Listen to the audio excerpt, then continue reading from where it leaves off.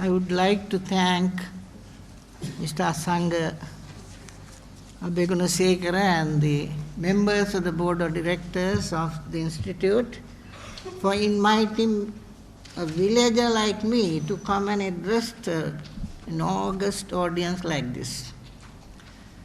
Venerable sirs, members, respected members of the clergy of all religions, dear sisters and brothers, I am very much used to addressing village groups. In fact, even today, last 3 days, I would have addressed at least 3,000 village people. But I hardly come to Colombo and hardly get an opportunity to talk to the elite class in our country. For the last 55 years, I have been going to practically every possible village community in this country. As many as 15,000 villages in Sri Lanka I have covered. And all the people there, whether they are Sinhalese, Tamils or Muslims, Buddhists or Christians or Hindus or Muslims, all of them have been treating me as almost a member of their own family or the community. 55 years is a long time in one's life. So under the name of Sarvodaya, I have been working for 55 years. And I don't want to read anything. I just wrote this out.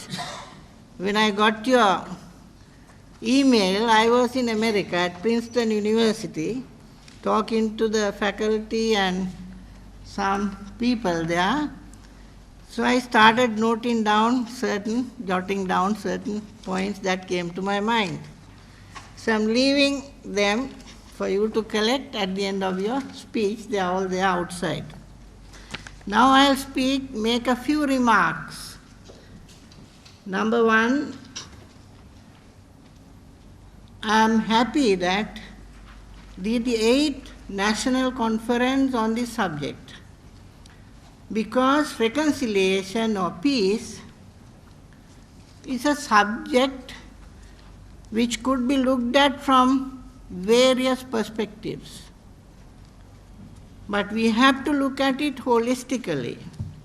Unless we look at it holistically and do something in a holistic way, if you leave peacemaking to politicians or generals, you will never have any peace anywhere in the world. Because they are the people who have broken peace. In 1960, with 1,000 people from Colombo, from the south, Sinhala, Tamil, Muslim, Buddhist monks, other religious dignitaries, I went to Jaffna. With 3,000 people from Jaffna, we cut a road from Nirveli to Kaitadi. Nirveli was a high caste village. Kaitadi was supposed to be a low caste village.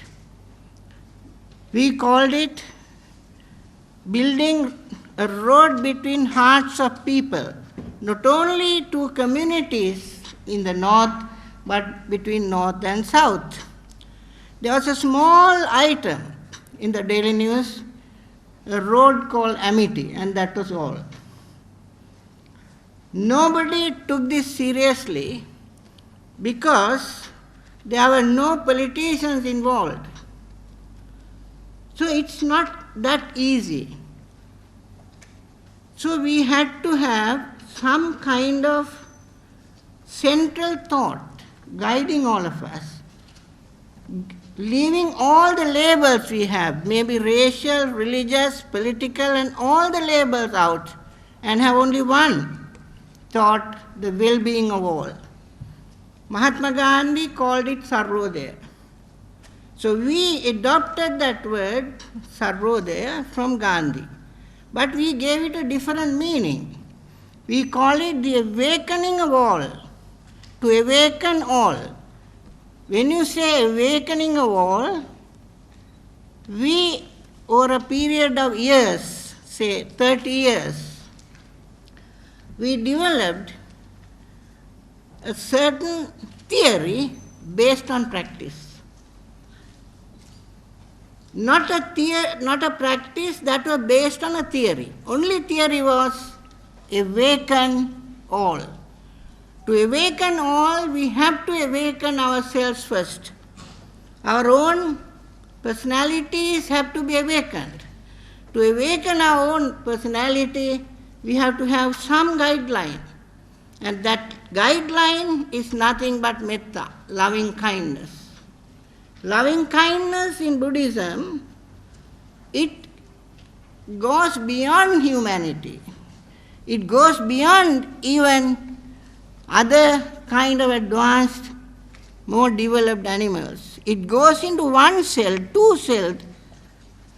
In Karaniya Sutra, Buddha has mentioned all those 8 forms of life, and they go on to say, the Karaniya Sutra goes on to say that the way that a mother looks after one's only child, even at the risk of sacrificing her life, that way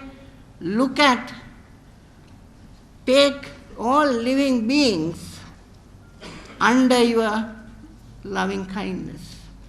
Now that was the philosophy that we learned, that culture which lasted 2,600 years, which is non-violent in a very extreme way. I am not saying that we should go to that extent, but at least we should be able to break all the barriers we have created, artificial barriers, and have loving kindness towards all.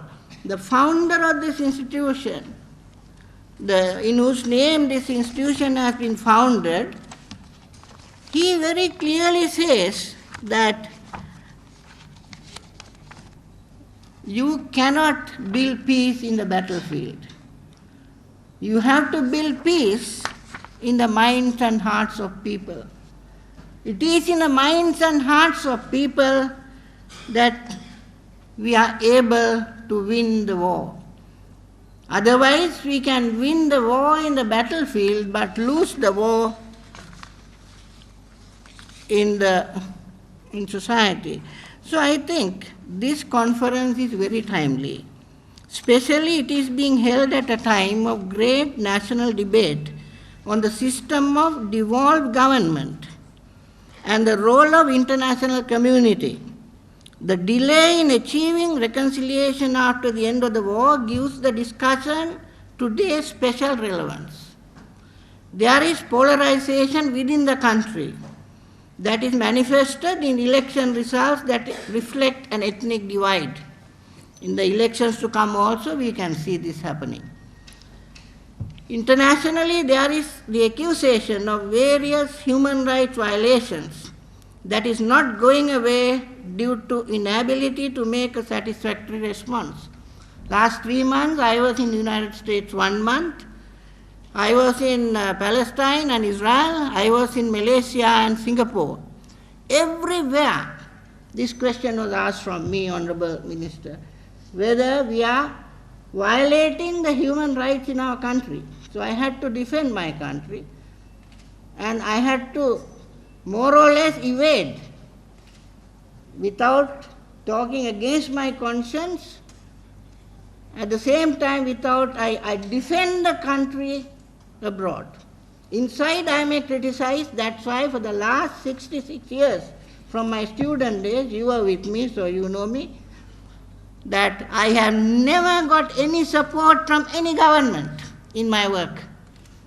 I am saying this openly because I don't get the opportunity to tell this kind of thing. Of course, I have got the highest honors from everybody in the country, including this president who gave me the highest honor. That is not what I am after. I am basically a spiritual man. I am a man who believes that through non-violence we can rebuild a nation. Without the divisive party and power politics, we can build a participatory direct democracy where people directly participate at the grassroots level. So this is very, very timely. This international accusation itself we have to meet and say, no, we are not violating any human rights. There is no agreement between our three communities. At this level, national level, village level, yes.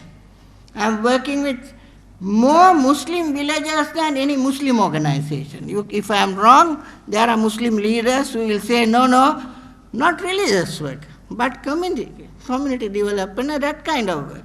More Christian villages, more Buddhist villages than any Buddhist organization. And all of them are cooperating because what is there is loving kindness and service.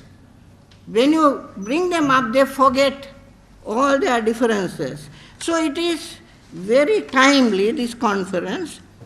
Then you cannot have reconciliation without providing leadership that heals the wounds of war and transform the structures of governance into ones that meet the aspirations of both the ethnic majority and minorities is the continuing challenge for our beloved country. It is my conviction that the vision and work of the Sarvodaya movement can contribute in some measure to reconciling the people of our country consisting of all communities and living in different regions. I said Sarvodaya was coined by Mahatma Gandhi. He said, he talked about the well-being of all. We said awakening of all, because Buddha means the awakened one, the awakened one. So we talked of, let us awaken our own personalities. How do you do it? We students and teachers, first from Nalanda College, then from almost all the schools in Colombo, we went out to the remotest parts of the country and we said, we have come to learn from you. We have come to practice a noble thought of loving kindness towards all. We want to put it into practice by working with you shoulder to shoulder, opening roads to your village, building irrigation canals, small tanks like that. Over 36,000 young men and women of all religions I have personally led during the first 30 years.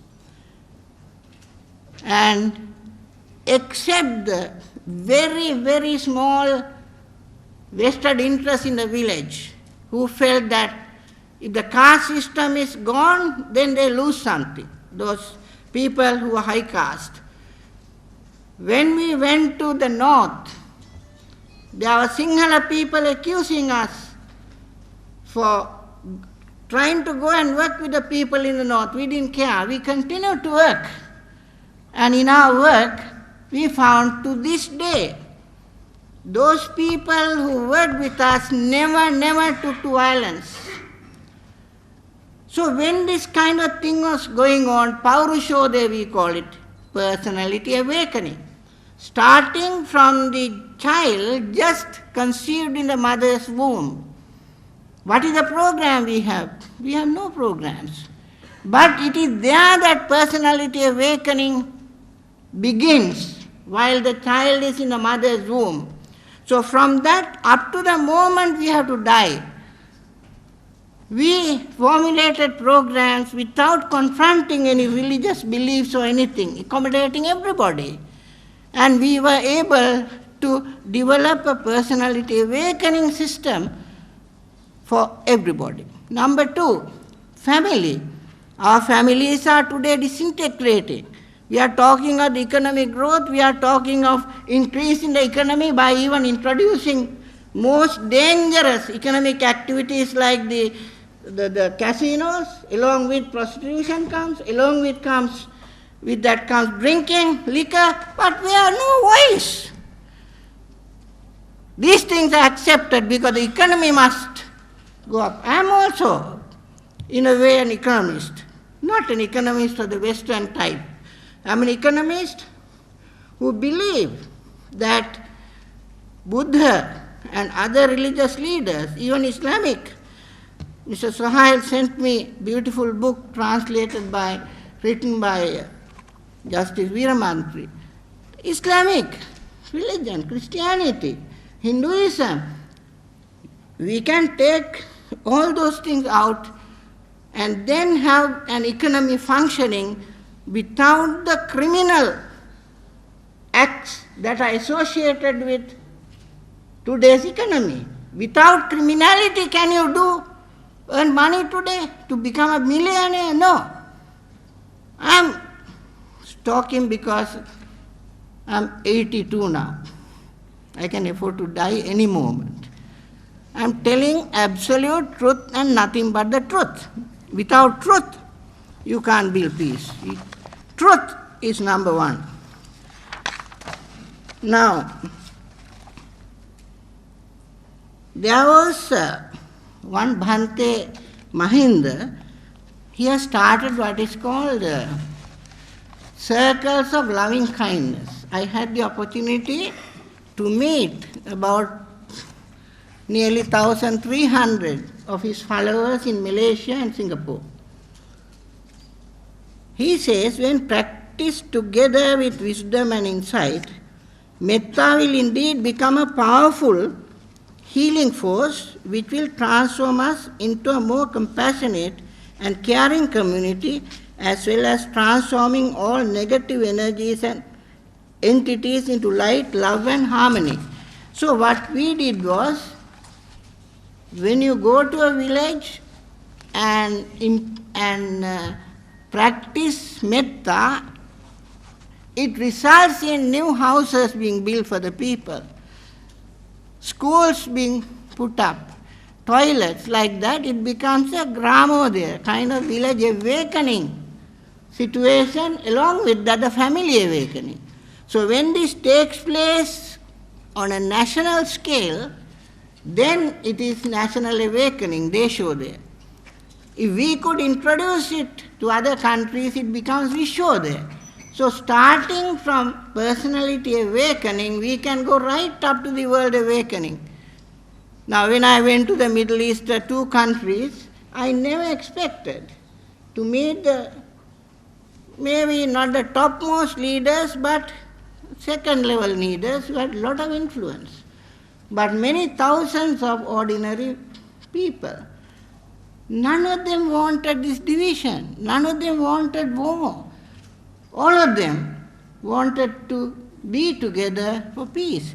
So whoever wants violence, you can be sure that there is some kind of ulterior motive behind that. If you accept non-violence and truth, self-denial comes to the fore. Yourself becomes less and less and less important. So we try to implement loving kindness, compassionate action, altruistic joy, and equanimity, what Buddha called 4 sublime abodes. It is there we began. Then we slowly adopted a 5-step program for village awakening. In 15,000 villages we are working. In 3,000 we tried what is called Gram Swaraj, village or community self-governance.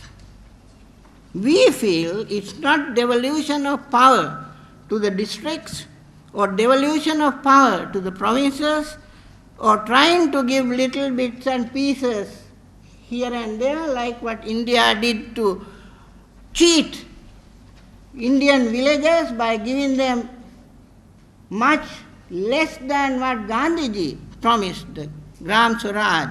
Gandhiji wanted India to be converted into a commonwealth of village republics. But here they gave Panchayat Raj. That means we are the bosses. The people at the center, we control. You behave well. For that we give you, I say this, I told this to 8,000 people in Indian Sarvodaya movement. I was the chief guest. So I am not against India or against Sri Lanka or anybody. I am for truth.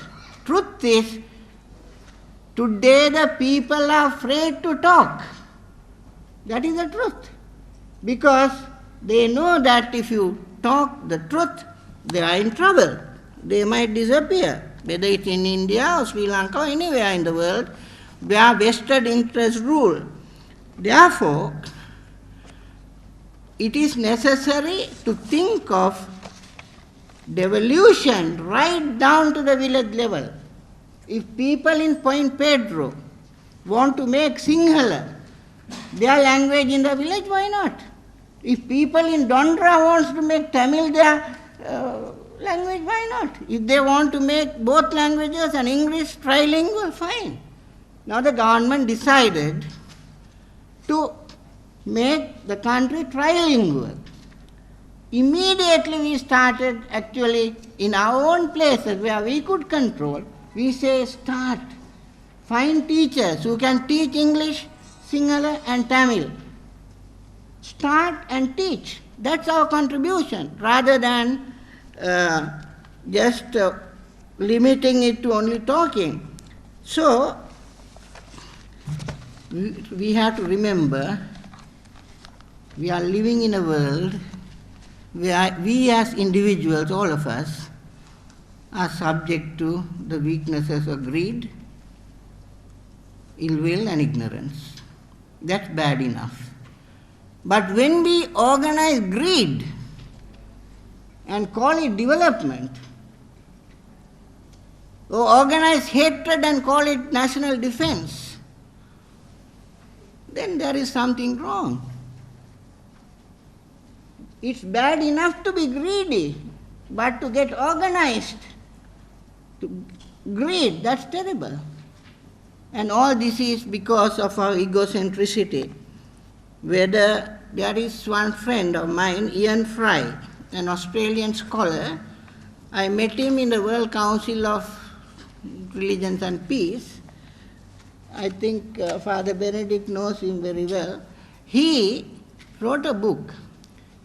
It has 2,100 pages in 5 volumes, 2 big books. He gifted it to me and it took me about 2 years to read it. The name of the book is Trouble in the Triangle. What is the triangle? Judaism, Christianity and Islam. Coming from the same root. And they created so much of violence and killing in Europe. Not stopping with that, this man traces it even to our countries.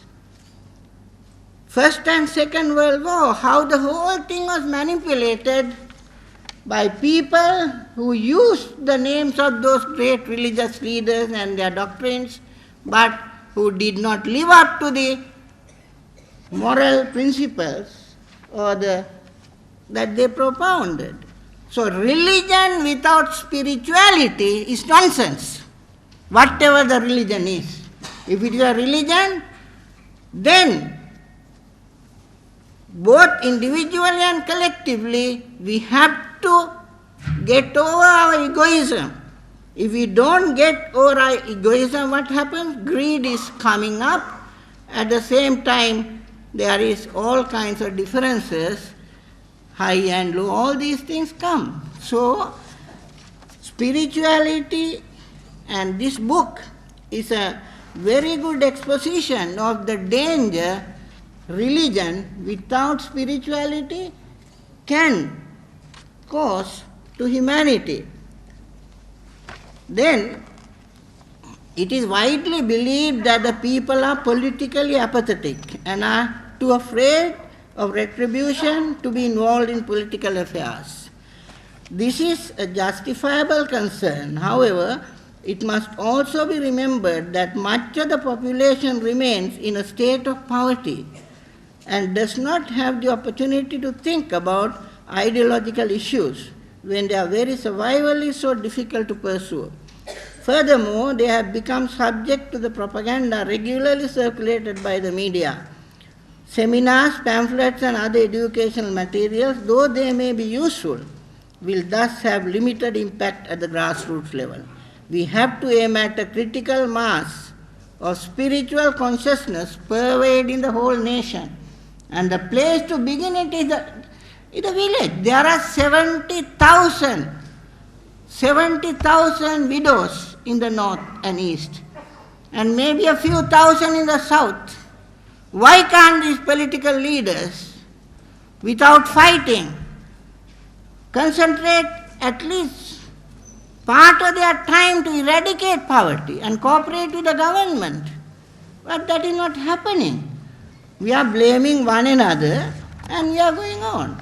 So, what we have been doing, I have only about 11 minutes left from the time given to me, so I am not going to say everything I wanted to say, but I will just say things which may be controversial. That doesn't matter. Without a controversy, things don't go forward, as Hegel theories that, right?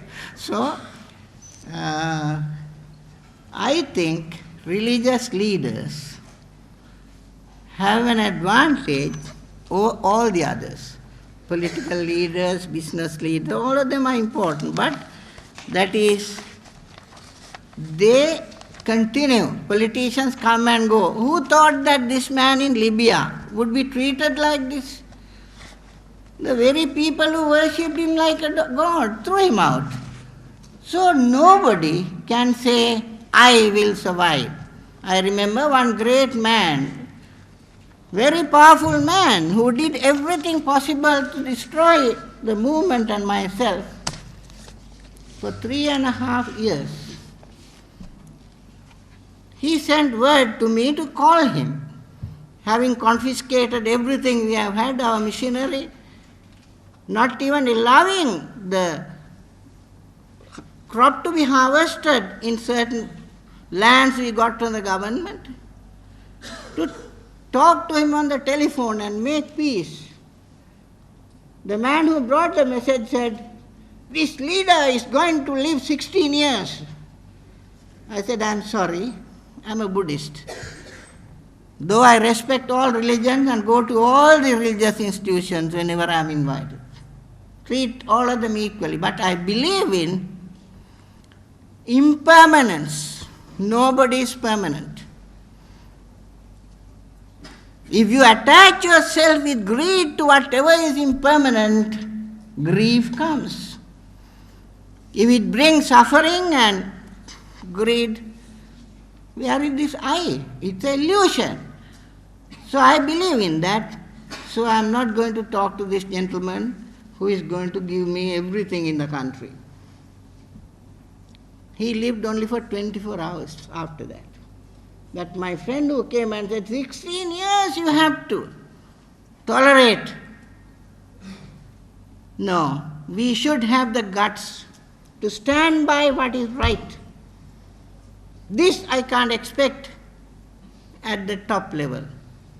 But I know at the village level, yes. So I have formed now 100,000 volunteers. It's called Sarvodaya Deshodaya Sabha. This is the alternative to power and party politics. Because power and party politics has done enough damage to our country. So we must think in terms of non-party, non-power, people's participatory, direct democratic politics at the grassroots. If we do that, there won't be any Sinhala, Tamil, Muslim, because those people will live together. It is the people who are at the top level in those religious or racial communities who want so many things. People don't want all that. People want their basic needs satisfied. Their need for a good environment, both psychological and physical. Only a month ago, with university students from Virginia Tech, one of my workers was, I am not telling the district, in a particular village in a district, these 20 students were living with 20 families. And we are supposed to be a country where there is peace. You can go anywhere safely. These people were there. Suddenly, I get a telephone call. The telephone call says, somebody, the army, the police, the leaders, the clergy, everybody helped. For 2 days they were very happy. And these students were to leave after lunch back to another city. An order came from somebody who had no moral authority, but he had the arms under his control. Please take them out of the village. Now I go around the world and say we have peace. Here students from a university, I did not want these people to carry that there is no human rights in our country at that particular place, because there is a fellow who does not know what peace building is in charge of that place. And I said, immediately leave the place. Don't, on the way you can have meals somewhere, don't tell the students or that professor why we are leaving. So that is the circumstances under which we live. And I have never minced my words during the last 66 or 55 years under Sarvodaya. We go, find out that there is no school in a village, say first village, Kanatolua. Our students, teachers put up the school. We voluntarily, teach them till the government appoints teachers. Then a letter comes to me, I have preserved them. Education is our business, it's not your business. You have no right to put up a school here. No right to put up a school here. Now, there were 37 children without a school. Fortunately, the Prime Minister at that time, Mr. Bandaranaike, he was so happy with what we were doing, he sent his wife. So I said, anyway, the school will be opened by the Prime Minister's wife. Then this man came rushing there. So from the day we began this, please don't think that it was an easy journey. It was very difficult for no other reason but because of the egoism that we all have had. So I am not going to speak anymore. I will, with one last sentence, I will conclude. One, if our country is to go back to this anicca dukkha anatta theory, I think it will be a good country. If we continue this system of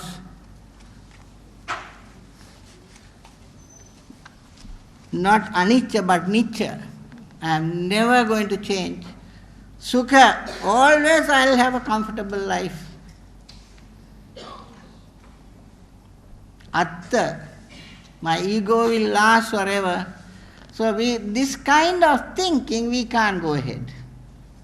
We may have, now, with regard to religious amity, in every district, we have interfaith committees. And about 3-4 months ago, we had a little bit of Muslim, Buddhist, some incident somewhere. When we came to know about it, the young man is here in this assembly, I saw him. I said, bring all the religious leaders together from all the 26 districts. All of them should come in one vehicle, say from Jaffna. All must come in one vehicle from Mathura. When you come from Kandy, stop in a popular place. The monks get down, fathers get down, sisters get down, mullahs, the Muslim leaders get down, Christian leaders get down. They all have tea together and get into the bus and come to BMICH. In 1983, when the communal riots took place, Same Shanti Sena people, Mr. Bradman Veerakon is still living, Dr. Veerasurya is still living. Everywhere we started refugee camps. Then 8 days after the riots, I went to Jaffna to see what happened to the children and others who were sent by plane and ship. When I went to the Kachari, Dr. Nesai is still living. He was surprised. How did you manage to come? I said, I was driving my jeep. And then came the three big leaders at that time. Why are you here? Why are you here in Elam? The bridge is broken. I'm telling you blunt truth. How can you build peace in this country with people like that? I said, I have come here to rebuild the bridge. I was surprised a particular religious, not Catholic or Hindu or anybody, somebody else, got up, kept me standing for 1 hour, asking me what business I had to come to Elam. Then, of course, two of these leaders came back to Colombo to die in Colombo, to get shot by the tigers. Those who said no more. Now these are the religious leaders. What kind of things we can expect from them? We can't. Without spirituality, religion is useless. Therefore, I think we have to revert back to spirituality in all our religions. There we unite, there we are one. It's much, much above rituals. So this is what I felt going around the world. I was at the Union Seminary in Broadway, New York. There were about 800 people, half Christian and Buddhist, called Buddhist-Christian Dialogue. I was surprised at the unity they were able to build there. Therefore, dear, very, very respected religious leaders, we can do it. In 1983, immediately after riots, when BMICH, we got down 1,200 religious leaders, including the 4 Mahanayakas. Then we started walking from Kataragama to Kirivihara to Nagadeepa. President Jayawardena came after 13 miles he walked. He said, I have got reports from the CID, intelligence reports, that you people will be attacked in 2 places. I don't want again a repetition of violence. I said, so we get attacked. Why should you worry about it? I said publicly. Then there were very great leaders, Buddhist. Father Balasuri was there by my side. For the first time in Kataragama, those monks allowed the Christian priests and sisters, about 200 of them, we had 30,000, to do Christian prayers for the first time in Kataragama. So it is possible. The monks didn't say, don't know this belongs to Buddhists and Hindus or Muslims only. They have shrines. Christians have no shrine. But we are one. We are all born, we die. So whatever other differences we can sort out. Therefore, I would remind you about that kind of thing we did, and we also managed to get as many as 300,000 people. Here, you may remember Vihar Mahadevi Park. Over 100,000 here at BMICH, where our present president also participated, along with the other political leaders of all parties. 900,000 participated in Anuradhapura.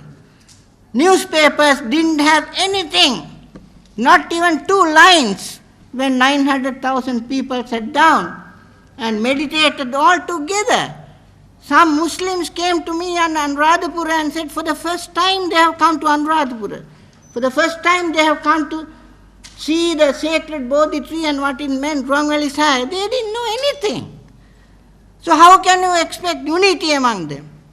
We have to not only have our point of view, we have to know the other person's point of view. Terrorists also may have some truth. We should be humble enough to find out what they believe in. Terrorists should also think there is something in what the government should say. Then only peace will come. But as long as it's not happening, I think. So, my appeal is on the 29th of June next year. I am planning with a few others to get a global 24 hours. We have only one principle, loving kindness.